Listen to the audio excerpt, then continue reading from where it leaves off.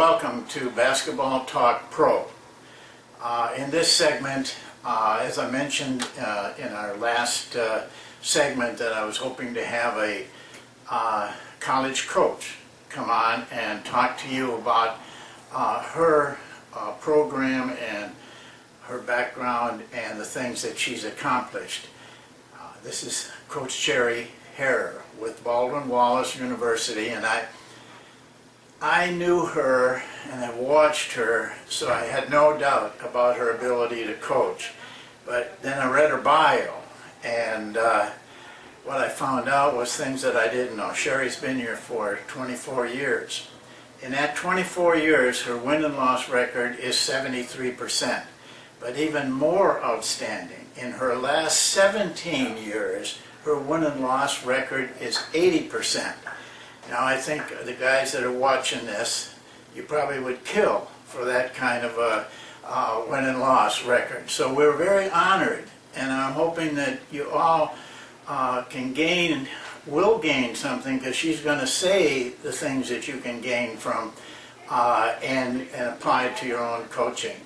Cherri, could you just give us a little background, your background, how you got started, you know, when you were starting in basketball, and then, you know, where you played and things like that? Actually, it's a very strange start.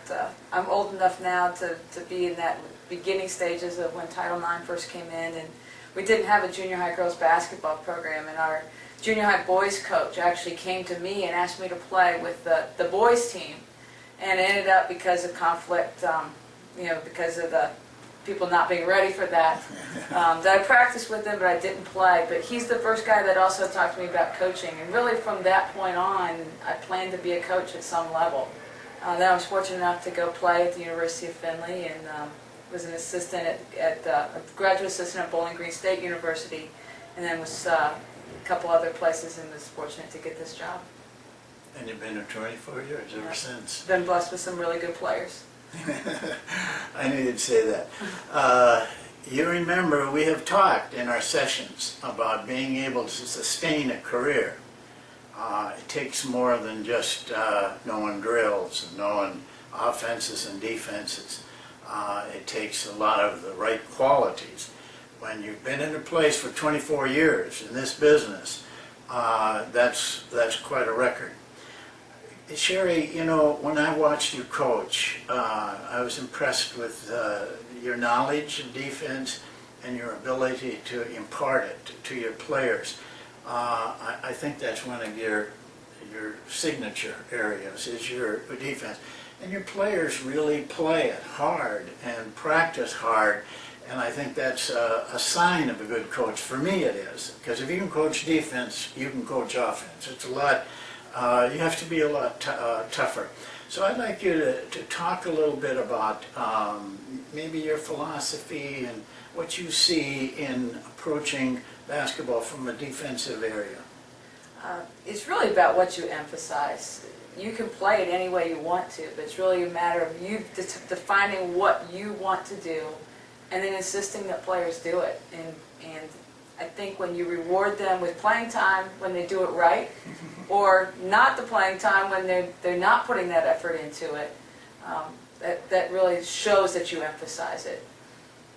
And as far as your on the floor teaching, I mean, I admire what you do, so I'd like to see if I could urge you to tell us a little bit about how you feel when you're on the floor. Well, we're going to pressure the basketball. We're going to be in help side. I think, you know, again, it's really about deciding what you want to do and also making sure those pieces fit together. I don't think you can slow it down on one end of the floor, try to play fast-paced on the other end of the floor. I think those things need to mesh. I think how you, the angles you have on the ball need to mesh with how you're going to play the post defense, and those things need to fit together. I think that sometimes comes with experience, and really finding what fits your players the best. But when we're out there on the floor, you know, just staying on them about it. It takes longer to coach the offense, but I think, and you can become better quicker at defense. but it's really a mindset and a culture that you establish with your team that I think makes you a good defensive team. I like what you said. You know, I harp a lot on coaches building a system. I think the good coaches, in one way or another, have a system. But unfortunately, what I've seen is a lot of coaches don't have a system. They pick something here, they pick something there. And my feeling is that everything you do should relate to what you said, to the final thing that you're trying to create. So I'm glad, I knew you would have a system, because I knew your system. But I think it's good that coaches here. I have a feeling, Cherri, that a lot of coaches aren't even aware that having a system and trying to build things towards one goal is important. So anybody who can win 80% of the game for 17 years, you ought to listen to that. One more defensive thing before we go on. If you had one coach that you were talking to, and that coach wanted to know, and in as brief as you can, tell him or her what it takes to be a defensive coach as a person, your personal quality. Wow. One thing to tell them as a personal quality, be a defensive coach. I think discipline, insisting that it be done and done the right way. Yeah, I do too. I do too. I think discipline is, I mean, you have to have it on defense. Mm-hmm. You can get by a little bit on offense, but you have to have players that will do what you want them to do on defense. I want to shift gears a little bit. I want to talk about the growth of women's basketball. For me, personally, watching in the last 10 or 15 years, I'm just amazed at the level of play that they're playing on now compared to what was when probably we were in Title IX started, in scholarships, and now you're getting more media coverage. The NCAA tournament is well covered. Is there a difference in coaching, in your opinion? Is there a difference in coaching men and women? From an X and O standpoint, not a big difference. I do think you defend a few screens differently because we're not worried about the backdoor lob dunk. Yeah. But at the same time, I think most things are generally the same from an X and O standpoint. You know, when I watch you coach, I know you told me that before, so, but when I watched you coach, there is a difference in my mind because the way you handled your players, the things you did with them, I mean, you did things I wouldn't even think about, but if I did think about them, I don't know if I'd do them with guys. Are you still doing that yarn thing? Once in a while, every other year, maybe we do something like that. Well, it was just great to watch that. I couldn't believe the reaction you got with that. And to me, that's what I'm talking about. You have a way, and I think it's because women understand women. And I don't know if a man can do that completely. It's not much difference when I started coaching and black players started playing. There was, you know, as you probably know, there was a lot of hostility and a lot of problems. White guys were only coaching black guys. But they didn't understand what a black kid was going through when he grew up. And once you looked at it from that point of view, it changed. Everything changed. And I think it's the same what you're saying. But I saw the little things you did that only came from experience, one, but I also saw it from being a lady. We really believe in team building. Yeah. We really Yeah. believe that that's important, and particularly at the college level when kids are coming from various backgrounds, just like you talked about. You don't know their background until you get to know those things about them. It's harder to understand them.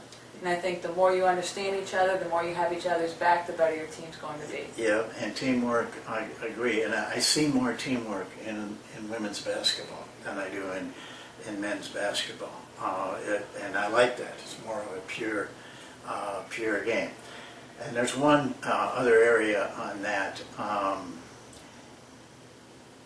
I'm a little bit concerned about the number of men coaching in the women's world. I don't think, I saw a statistic where only 20% of head coaches in the NCAA were women. And with the game expanding like it is, there's going to be more opportunities. It just doesn't seem, I'd like to see more women in that game. They can't coach men apparently. I mean, they could, but because in China I saw them do it, but the jobs aren't there. So the jobs for women coaches have to be in the women's world. So would you comment on that? Or don't you want to? Yeah, no, I think there's very capable women that could coach men, but in the U.S. I don't think we're culturally ready for that. No. I think women have to do a good job helping other women get into coaching and helping them become good coaches, and then hopefully they can find the balance. So I think a lot of women get out too because they start families and feel that their obligation is to their families, more so than men might do, and I think that hurts us with women in coaching. But there's no doubt there's some great women coaches out there, and we need to keep lifting those people up and finding more to mentor so that they can become the next generation of great women coaches. I agree. I think that's, you have to face the fact that they may need more training. They may need more experience, like we all needed or got somewhere along the line. Well, one last question. I've asked this question on social media, and I got an unbelievable, I'm still getting a response. Every day somebody's emailing me. I asked this question. If you could only have one personal quality for a coach, what personal quality would you choose? I think that would have to be passion, because with passion it can spur you on to get better in the other areas that you need to be better at, or it just kind of, it's an overriding, all-encompassing thing. If you have passion, you're going to find a way to get it done. Yeah, I'd agree with that 100%. I don't know how coaches, well, they don't stay in the business without a real passion. And it has to be more than just passion for status or passion for money, or it has to be passion for the game. And you gotta really love what you're doing, and you gotta love what you're doing, who you're doing it with too. And I think that keeps people in the business. But thank you very much for being here, and to you out there in cyber world, I guess. I wish that each one of you that are listening would go tell somebody else, some other coach, because we're all in this together, and I mean, we don't get anything out of this. We're just trying to help. And coaches, when you help somebody, maybe take a look at this program and he can pick up something or she can pick up something, you're helping another person in our field. And if we all do that, then our field's going to get a lot better. You got assistants? Tell them. If you are an assistant, tell your head coach. He may need it also. So that's it for this segment. Remember the name, Coach Harrer, and remember Baldwin Wallace University, because you now know why they're so successful. Thank you.